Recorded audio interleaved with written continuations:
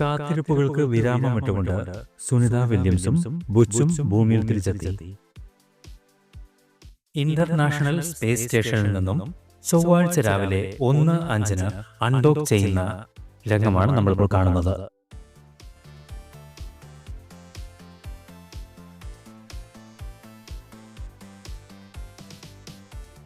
വൈകിട്ട് 5:57 ഫ്ലോറിഡയുടെ അടുത്തായി കടലിൽ ലാൻഡ് ചെയ്യുന്നു.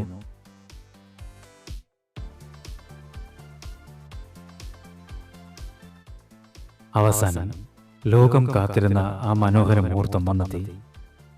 സ്പേസ് എക്സ് ഡ്രാഗൺ ക്യാപ്സൂളിൽ നിന്നും സുനിത വില്യംസും സഹയാത്രികരും പുറത്തു വരുന്നു. 9 മാസങ്ങൾക്ക് ശേഷം ഭൂമിയിലെ ശുദ്ധവായു ശ്വസിച്ചുകൊണ്ട്.